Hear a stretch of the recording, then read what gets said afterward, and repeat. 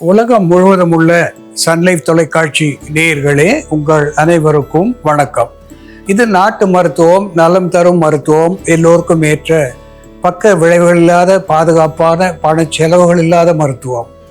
எளிய மருந்துகளை இந்த நிகழ்ச்சியிலே நாம் ஒவ்வொன்றாக பார்த்து பழகி பயன்பெற்று வருகின்றோம். இன்று சில மருத்துவ குறிப்புகளை நாம் தெரிந்து கொள்வோம். இந்த அர்டிகேரியா என்று சொல்லக்கூடிய திடீரென்று தோல் முழுவதுமாக தலை முதல் பாதம் வரையிலே அரிப்பு ஏற்படுவது, திட்டாக தடிப்பு ஏற்படுவது என்ற நிலையிலே துளசி சாறு மேற்பூச்சாக பூசுவதனாலே ஒரு ஒவ்வாமை என்கின்ற அலர்ஜி என்கின்ற நோயை போக்கக்கூடிய மேற்பூச்சு மருந்தாக பயன் தருகிறது. அன்றாடம் 10 துளசி இலைகளை மென்று தின்னுவதனாலே கூட அடிக்கடி வருகின்ற அர்டிகேரியா என்கின்ற இந்த அரிப்பு நோயை போக்கக்கூடிய உள்மருந்தாக துளசி விளங்குவது மட்டுமல்லாமல் ஒரு பிராங்கோ டைலேட்டர் என்கின்ற வகையிலே நுரையீரலுக்கு மட்டுமன்றி இதயத்துக்கும் நலம் தரக்கூடியதாக, இதய நாளங்களிலே ஏற்பட்டிருக்கின்ற அடைப்புகளை போக்கி இதயத்தை சரியான வகையிலே சீர்திருத்தம் செய்யக்கூடிய ஒன்றாக துளசி விளங்குகிறது. உள்ளுக்கு சாப்பிடுகின்ற பொழுது இதயத்துக்கு பலம் தருகிறது, நுரையீரலுக்கு நலம் தருகிறது, மஞ்சள் காமாலையை போக்குகிறது, குருதியை சுத்திகரிக்கிறது, மேல் பூச்சாக பூசுகின்ற பொழுது அரிப்பு, நமைச்சல் இவற்றை போக்குகிறது என்பதை நாம் மறத்தல் ஆகாது. அன்பான நேயர்களே, இன்றைக்கு அல்ட்ரா வயலட் என்று சொல்லக்கூடிய புற ஊதா கதிர்களை கொண்டு மின்சாரத்தினுடைய உதவியினாலே நீரை சுத்திகரித்து பருகுவது என்பது வழக்கமாக இருந்து வருகிறது. அதை RO வாட்டர் என்று ஆங்கிலத்திலே சொல்லுவோம். அந்த அளவுக்கு சுத்திகரிக்கக்கூடிய ஒரு வழியை நம் முன்னோர்கள் எளிமையாக பயன்படுத்தி வந்தார்கள். அது என்னவென்று பார்க்கின்ற நிலையிலே ஒரு காப்பர் வெசல், அதாவது செம்பு பாத்திரத்திலே இரவு முழுவதும் நீரை ஊற்றி வைத்திருந்து அந்த நீரை மறுநாள் பருகி வருவதனாலே இந்த RO வாட்டர் என்கின்ற அல்ட்ரா வயலட்டின் மூலமாக சுத்திகரிக்கப்பட்ட நீருக்கு இணையான ஒரு மருத்துவ குணம் பொருந்திய ஒரு நீரை அந்த செப்பு பாத்திரத்திலே இருக்கின்ற நீர் நமக்கு தருகிறது. அதனாலே ஈகாலி, எஸ்செரிச்சியா காலி என்று சொல்லக்கூடிய புழுக்கள், பூச்சிகள் குருதியை விட்டு, குடலை விட்டு வெளியேறுகிறது. ஸ்டாபிலோகாக்கஸ் ஆரியஸ் என்று சொல்லக்கூடிய கிருமிகள் உடலை விட்டு விலகுகிறது. இந்த செம்பு பாத்திரத்திலே ஊறிய நீரிலே செம்பு கலந்து குருதிக்கு தேவையான காப்பர் என்கின்ற சத்துவத்தை தந்து அனீமியா என்கின்ற இரத்த சோகை நோயிலிருந்து விடுதலை தந்து உடலுக்கு பலம் தரக்கூடியதாகவும், இதயத்துக்கு நலம் தரக்கூடியதாகவும், முகத்துக்கு பொலிவு தரக்கூடியதாகவும் இந்த செப்பு பாத்திர நீர் விளங்கும் என்பதிலே ஐயமில்லை.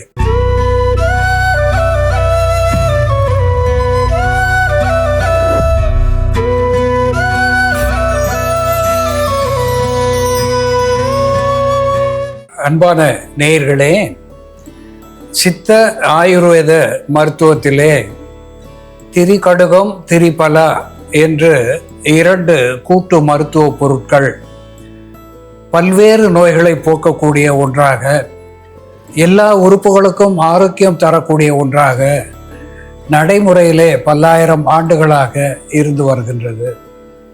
அதிலே திரிபலா என்று சொல்லக்கூடிய 3 துவர்ப்பு பொருட்கள், கடுக்காய், நெல்லிக்காய், தாண்டிக்காய் என்று 3 துவர்ப்பு பொருட்களை சேர்த்து திரிபலா என்று நாம் கடைகளிலே பெறக்கூடிய ஒன்று. அது அடிவயிற்றிலே இருக்கின்ற அத்துணை நோய்களையும், குறிப்பாக தொப்புளுக்கு கீழ் இருக்கின்ற அடிவயிற்றை சார்ந்த சிறுநீரக உட்பட அத்துணை நோய்களையும் போக்கக்கூடிய ஒன்றாக இந்த டெர்மினேலியா பெல்லரிக்கா என்று தாவர பெயராலே சுட்டப்பெறுகின்ற தாண்டிக்காய் ஒரு மருந்தாகி பயன் தருகிறது. இது ஹெமோஸ்டாட்டிக், ஸ்டிப்டிக் என்கின்ற மருத்துவ குணத்தை பெற்றிருக்கிறது. குறிப்பாக எமப்டீசிஸ் என்று சளியுடன் குருதி கலந்து வெளியேறுகின்ற நிலை. அதாவது இரும்புகின்ற போது வெளியே சளியை துப்பினால் அதனோடு குருதி கலந்து வெளிவருவதை பார்த்து நாம் அஞ்சுகிறோம். அந்த நிலையிலே தாண்டிக்காய் கைவந்த ஒரு மருந்தாக விளங்குகிறது. தாண்டிக்காய் சூர்ணத்தை அரை தேக்கரண்டி அளவு தேனோடு குழைத்து உள்ளுக்கு சாப்பிடுவதனாலே இந்த குருதியோடு கலந்து வருகின்ற சளியை அது நிறுத்துகிறது.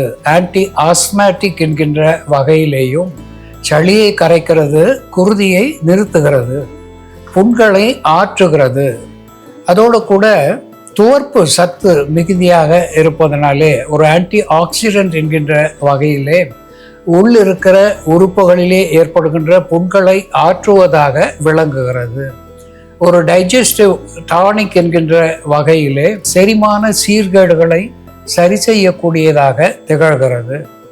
இந்த தாண்டிக்காய் சாதாரணமாக ஒரு அற்புதமான காயகல்ப மருந்தாக, ஆயுள் விருத்திக்காக ஏற்படக்கூடிய மருந்தாக நாம் பயன்படுத்துகின்றோம். அதை இன்று எப்படி மருந்தாக்கி பயன்படுத்துவது என்று செயல்முறையிலே பார்ப்போம், வாருங்கள். நேயர்களே, நாம இன்னைக்கு தாண்டிக்காயோட மருத்துவ குணங்கள் என்ன, தாண்டிக்காயை பயன்படுத்தி பல்வேறு மருந்துகள் எப்படி தயார் பண்றதுன்னு பார்க்கலாம். முதல்ல நாம தாண்டிக்காயை அம்மை நோய்க்கான மருந்தா எப்படி யூஸ் பண்றதுன்னு பார்க்கலாம்.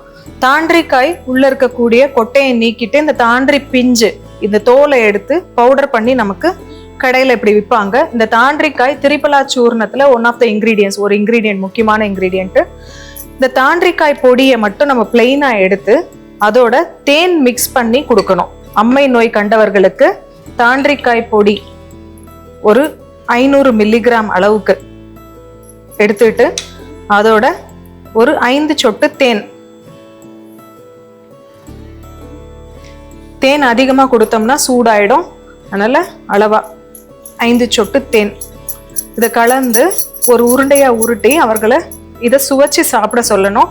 இந்த மருந்தை காலை மாலைன்னு 2 வேளையும் அம்மை நோய் கண்ட போது சாப்பிட்டுட்டு வந்தாங்க அப்படின்னா அந்த கொப்புளங்கள் அதிகமாகாம பரவாம தடுக்கப்படும். அதே போல கொப்புளங்கள் அதிகமா சீழ்பிடிக்காம சீக்கிரமா சரியாகும். கொப்புளங்களால வரக்கூடிய எரிச்சல், நமச்சல் இவை எல்லாமே இதுல கண்ட்ரோல் ஆகும். தாண்டிக்காய் பொடியை நம்ம புண்களை கழுவுவதற்கான மருந்தாவும் பயன்படுத்தலாம். நமக்கு ஏதாவது ஆறாத புண்கள் இருந்ததுன்னா தாண்டிக்காய் பொடியை நீர்ல இட்டு கொதிக்க வச்சு கஷாயம் பண்ணிட்டு அந்த கஷாயத்தை கொண்டு நம்ம புண்களை கழுவிட்டு வரும் பொழுது அந்த புண்கள் சீக்கிரமா ஆறும். தொற்று ஏற்படாம தடுக்கக்கூடிய ஒரு மருந்தாவும், அங்க அமிலத்தன்மையை குறைக்கக்கூடிய ஒரு மருந்தாவும், கிருமிகளின் தாக்கத்தை குறைக்கக்கூடிய ஒரு மருந்தாவும் இது செயல்படும்.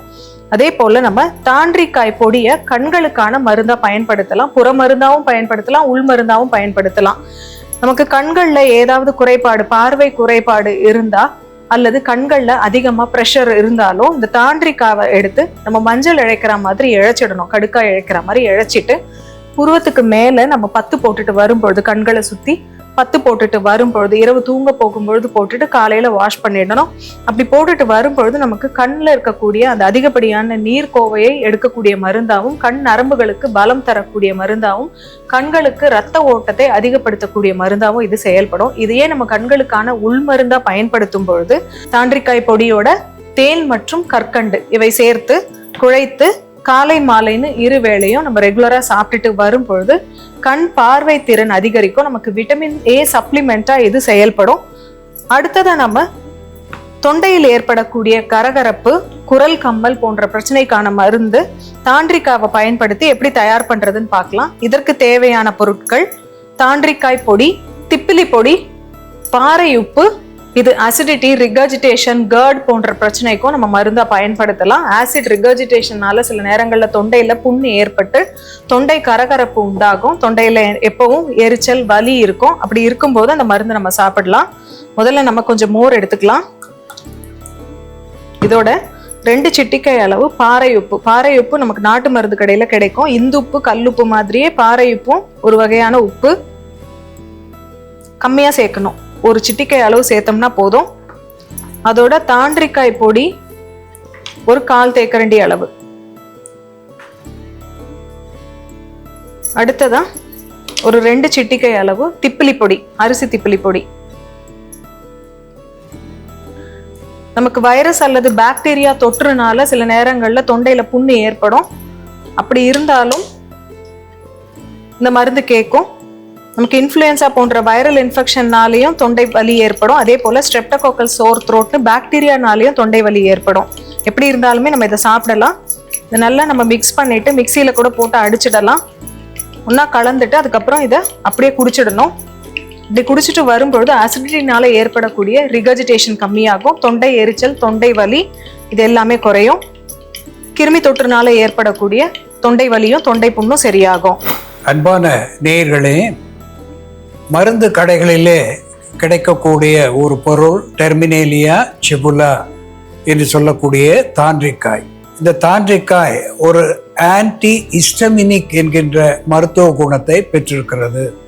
ஆன்டி ஹிஸ்டமின் என்று சொல்லுகின்ற பொழுது ஒவ்வாமையினாலே வரக்கூடிய நோய் எதுவாக இருந்தாலும் புறமருந்தாகவும் உள்மருந்தாகவும் இருந்து போக்கக்கூடிய ஒரு மருந்தாக இந்த தாண்டிக்காய் விளங்குகிறது. இதை இழைத்து ஓரிரு முறை குழந்தைகளுடைய நாவிலே தடவி வருகின்ற நிலையிலே கணம், மாந்தம் என்று சொல்லுகின்ற குழந்தைகளுடைய வயிற்று கோளாறுகள், பசியின்மை, வாயு கோளாறுகள் இவற்றையெல்லாம் போக்குவது மட்டுமல்லாமல் நெஞ்சக சளியை கரைத்து வெளித்தள்ளி குழந்தைகளுடைய சுவாசத்தை சீர் செய்யக்கூடியதாகவும் இது திகழ்கிறது. வெள்ளைப்போக்கு என்கின்ற நிலையிலே லுகேரியா என்கின்ற நோய்க்கு காரணமாக இருக்கின்ற லாக்டோபாசிலஸ் என்கின்ற உயிர் அணுக்களினுடைய அழிவை இது ஈடுகட்டக்கூடியதாக, தடுக்கக்கூடியதாக விளங்குகிறது. இதனோடு ஒத்த குணமுடைய லாக்டோபாசிலஸ் என்று சொல்லக்கூடிய த கர்ட் என்று சொல்லக்கூடிய தயிர் ஒரு லாக்டோபாசிலஸ் என்று சொல்லக்கூடிய மருத்துவ குணத்தை பெற்றிருக்கிறது. வெள்ளைப்போக்காக வெளியேறுகின்ற இழந்த லாக்டோபாசிலஸ் என்கின்ற நோய் எதிர்ப்பு சத்துவத்தை ஈடுகட்டக்கூடியதாக இந்த தாண்டிக்காயும் சரி தயிரும் சரி அதற்கு மருந்தாகி பயன் தருகிறது. இதனோடு திப்பிலி சேருகின்ற பொழுது சளியை கரைத்து வெளித்தள்ளக்கூடியதாகவும் குருதி ஓட்டத்தை சீர் செய்யக்கூடியதாகவும் பசியை தூண்டக்கூடியதாகவும் திகழ்கிறது. இந்த தாண்டிக்காயினுடைய நீரினாலே கழுவுகின்ற பொழுது கன்ஜங்டிவிட்டிஸ் என்று சொல்லக்கூடிய கண்களிலே ஏற்படுகின்ற புளிச்சை, கண் சிவப்பு, வீக்கம் இவற்றை போக்குகின்ற புறமருந்தாக பயன் தருகிறது. கொருக்கு புண்கள் என்று சொல்லுகின்ற அம்மையினாலே ஏற்பட்ட புண்கள், இன உறுப்புகளிலே ஆண் பெண் இருபாலருக்கும் ஏற்படுகின்ற கொப்புளங்கள் இவற்றை கழுவுவதனாலே அந்த புண்களை ஆற்றக்கூடிய வல்லமை உடையதாக இந்த தாண்டிக்காய் விளங்குகிறது என்பதையும் மறத்தல் ஆகாது. அன்பான நேயர்களே, தாண்டிக்காய் எப்படி மருந்தாகிறது என்று நாம் பார்த்து தெரிந்து கொண்டோம். இது போல வேறு ஒரு மருத்துவ குறிப்போடு நாம் மீண்டும் சந்திப்போம். நன்றி, வணக்கம்.